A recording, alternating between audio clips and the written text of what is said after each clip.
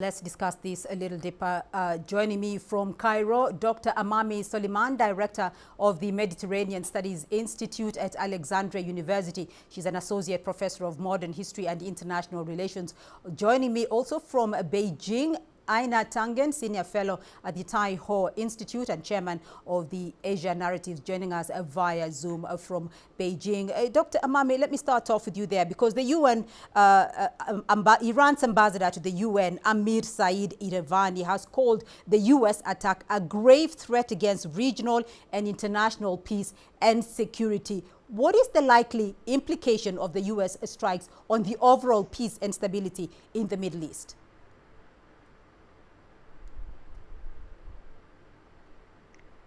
I don't think that there would be a direct retaliation from Iran. However, Iran now is in a place where it has to prove to itself, to its people, and also to the entire world that it can defend itself, and it's not going to surrender to the Americans or to the Israelis as President Trump wants. It would really put hard implications on regional stability. Now, in every corner of the Middle East, people are anticipating what's next.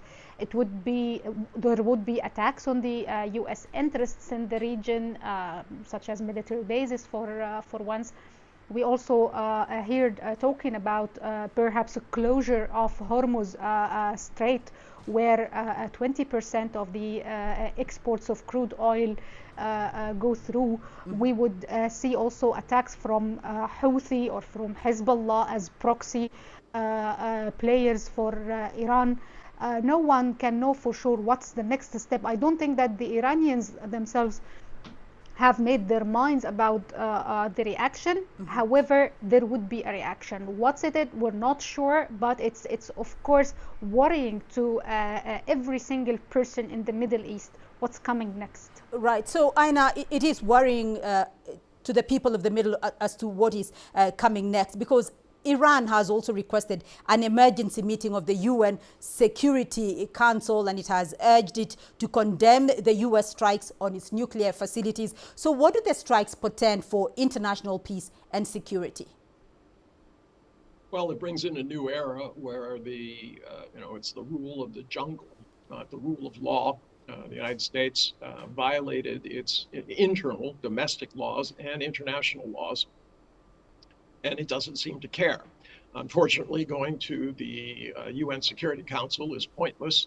You can go there, you can certainly put the case forward, but the US is going to veto any kind of action that condemns it. So this is more about a photo op, opportunity to display what the US has done than any kind of reality. All right, and back to you, Dr. Soleimani, because the Arab League foreign ministers had gathered on Friday to discuss the Iran-Israel conflict. So now many will be wondering, what message are the strikes now sending to Washington's allies in the Middle East?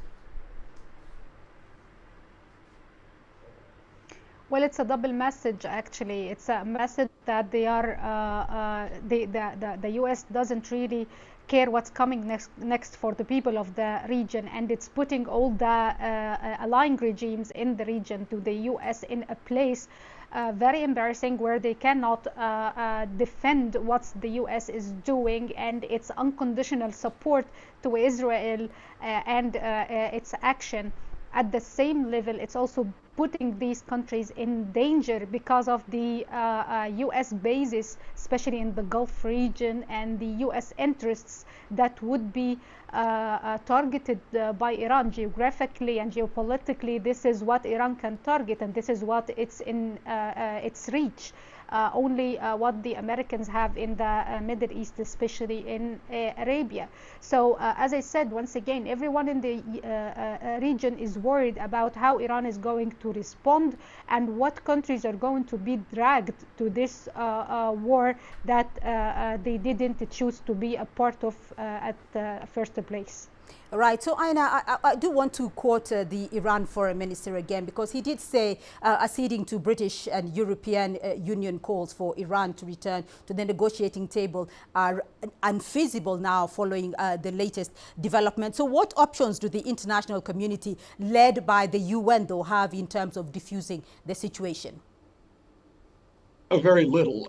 In the end, it's going to be economic pressure as the U.S. Has to shoulder these costs. Also, as I was pointing out earlier, this is a huge blow to Israel in terms of the economics. They're spending $725 million a day on the war with Iran. They spent almost $38 billion already with the war in Gaza. Their shops aren't working. They've had to close down their oil and gas areas because they're afraid they're going to be hit. Their economy is basically in a shambles. So it's a question of how long can they last? Yes, Iran also has its problems, but all you see here is suffering. And the question is, who's going to blink first? That is the question, who's going to blink first. Dr. Suleiman, should Iran be worried about the expanded military activity against the country with the entry of the U.S.?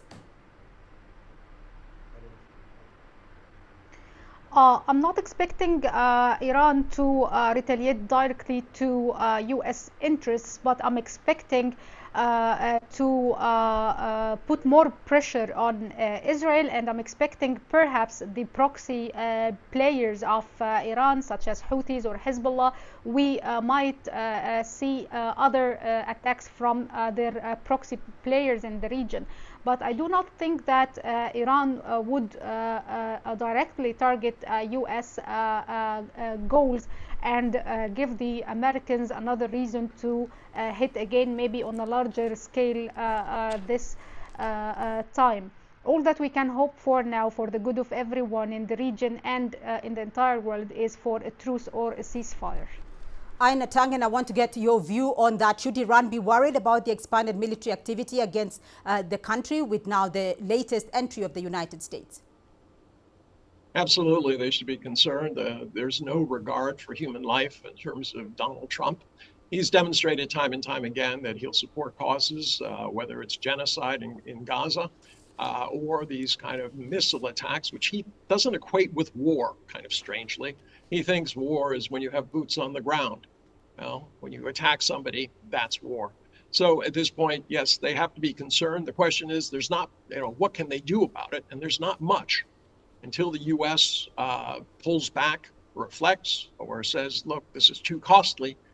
This is going to go on.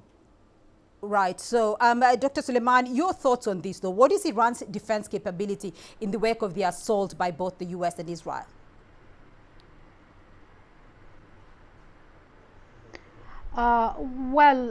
In terms of military power, I don't think that Iran in a place where it can really do harm to the U.S. strikers on it. However, it can continue what it has been doing for the past 8 or 9 days against Israel. We have seen yesterday the use of the new missiles, the Khyber Shikin, and they can really do damage to the Israelis. However, in terms of defense, I think from day one we have seen how feeble these are in Iran. And the scale of destruction and the scale of killing and injuries in Iran tells you that their defense system was not very good from day one. So after almost 9 days of the war, I think it's getting weaker. We can now only depend on the want of everyone to stop what's going on. As your esteemed guest said, no one is really winning this battle, especially of what Israel has been spending on war, with the closure of Ben Gurion airport, with the closure of many sectors in Israel. So it's not about how weak the defenses are in Iran. They are getting weaker by day, but it's also depending on when the Israelis also would have enough of the crippling of their economy and their everyday life.